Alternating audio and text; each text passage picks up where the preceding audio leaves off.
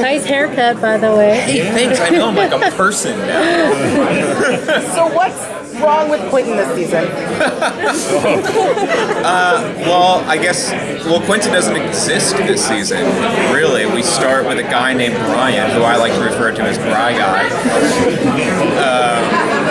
He has a different outlook on the world than Quentin ever did. I think Quentin was always waiting for the sky to fall on him, and I think Brian has a rosier view of the world, and now this character has been thrust into the hands of a murderous, psychopathic child beast thing, and is getting a crash course in the idea that magic exists. I don't remember what your question was. But the answer was Open-ended. So what do you, what's it like to kind of play somebody totally different? Well, for that reason, it's cool. It's cool to someone who is in the spirit of the person he was before. He comes equipped with the same. No, let me take that back. It's the same spirit, but I think the way that he responds to stimulus is very different. We're doing sort of like a hard reboot in that like we get to see these people experience magic all over again, and cool to do it a brand new way. I think Quentin was skeptical and kind of perpetually disappointed with the things that he had learned and found out about what magic was, because he needed it. It was something that he needed to solve the big problems in his life. He wanted a quick fix, and it couldn't do that. And so it was disappointing for that reason. Ryan doesn't know that it exists in the first place. I don't think he's the kind of human being who ever really thought about magic other than when he read Lord of the Rings and was like, well, that's sort of silly, isn't it? It's fun to get to experience things from a whole new angle. You're starting at the bottom and you're building it up to a higher level of excitement as opposed to going down. Yeah. Exactly. So it's interesting that like you're talking about like a hard reboot because there's so much growth. I mean, obviously we had like a little bit of a reboot this past season, right? With the puzzle episode. Are we going to see any kind of like return to Quentin's kind of the direction we went in terms of his queerness? Of his queerness? Yeah. Well, supposing that Quentin comes back. Okay. In that context.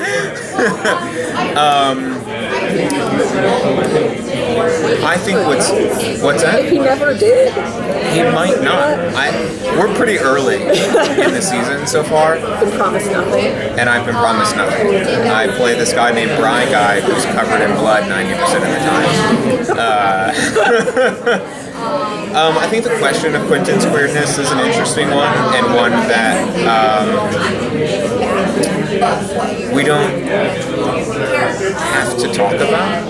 Yeah. I think that's what's refreshing about it. Is that it's.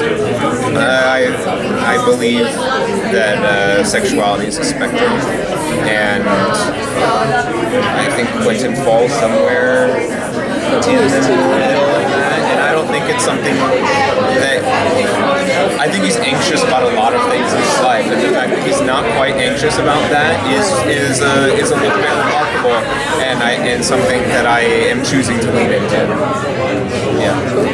So one of my favorite episodes from last season was the one where you and Elliot like grow old together. Yeah.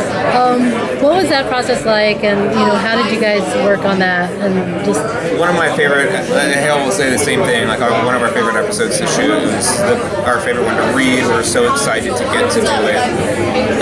It's a very fast-paced show that we're on, with high stakes, very life and death oriented, and exciting to get to have an opportunity for these characters to have small struggles that build up to changing life experiences, which is not something we get to do on the show often. And there's so much character growth that happens in that episode. A lot of stuff. Quentin and Elliot have a very profound relationship in the books, and one that like the show sometimes glosses over for just because of time, right? We allude to them being very close, but we don't have the opportunity to see it often. And this was the first time we got to do that, so it was a little bit of a dream come true for like Hale and I to finally have the opportunity to like really investigate those things about these guys who we fell in love with when we read the books. To actually do that was a treat. It made me cry. What's that? It made me cry. It made me cry. Yeah, reading it made me cry. It's a very, very good episode, written by one of our writers named Mike Moore. He's a really, really talented writer, one of the best on the show. Do you think that Quentin's relationship with Alice is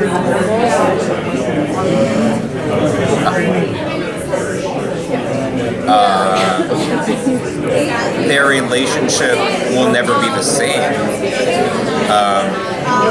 But that's life, right? Like, you wouldn't expect it to. They're very different people now, and they've hurt each other in ways that I think surprise both of them. I think they're intrinsically entwined. I don't think that'll ever go away. I don't think they'll ever not be a part of each other's lives in some fashion. But even if you've read the novels, it's ambiguous. She died and came back to life, and he's now, especially in our show, has at least the wisdom of someone who's 120-something years old.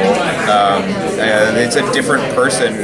He's been married, he had a child, his wife died, his child grew old and left. He fell in love with his best friend, who then died.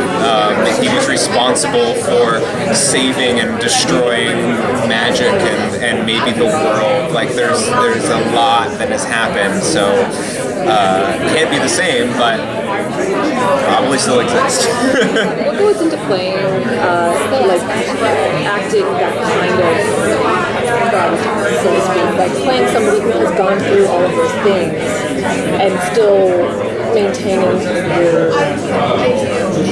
what you started with? I think... Because it seems like it's something that you can do very like glib, being like old and wise in a young person's body. What goes into that for you? Well, I don't think anyone's ever done growing.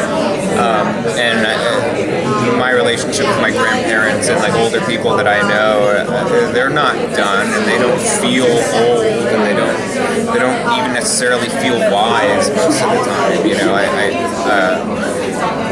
I think it mostly comes into play in the way that you respond to stimulus, because something has happened to you numerous times. Like the way that I think that Quentin specifically like interacts with the world and experiences like anxiety, is not something that is the same with this new knowledge and experience. It's not gone. It's something that is biological in some ways. But it just comes with more experience. Like, I don't, the stimulus thing makes sense. Yeah. In terms of like knowing that things have happened before. Yeah. Great, thanks so much for this, guys. Cool. Yeah. Thanks, guys. Appreciate it. As always. See you next year.